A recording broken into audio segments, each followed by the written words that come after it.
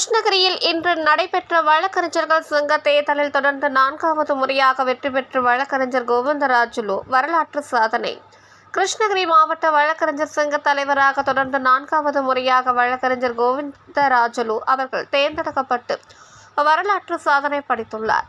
கிருஷ்ணகிரி மாவட்ட வழக்கறிஞர்கள் சங்கம் கிருஷ்ணகிரி டிஸ்ட்ரிக்ட் பார் அசோசியேஷன் தேர்தல் இன்று கிருஷ்ணகிரி மாவட்ட ஒருங்கிணைந்த நீதிமன்ற வளாகத்தில் உள்ள வழக்கறிஞர்கள் சங்க அறையில் நடைபெற்றது. இதில் தலைவர், துணைத் தலைவர், செயலாளர், துணை செயலாளர் உள்ளிட்ட பதவிகளுக்கு மொத்தம் 9 பேர் போட்டியிட்டனர்.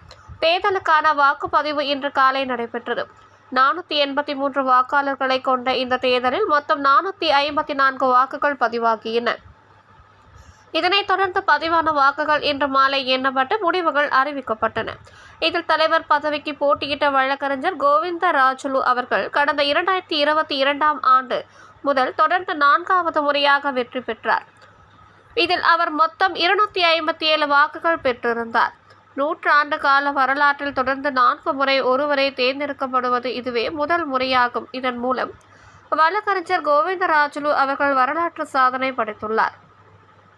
இதேபோல் தேர்தலில் மற்ற பதவிகளுக்கு போட்டியிட்டவர்களில் சங்கத்தின் துணைத் தலைவர்களாக வழக்கறிஞர் குணசேகரன் மற்றும் ஆகியோர் வெற்றி பெற்றனர். சங்கத்தின் செயலாளராக வழக்கறிஞர் லோகேஷ்குமார், துணை செயலாளராக தனசேகரன் மற்றும் நூலகராக வேல்முருகன் ஆகியோரும் வெற்றி பெற்றுள்ளனர்.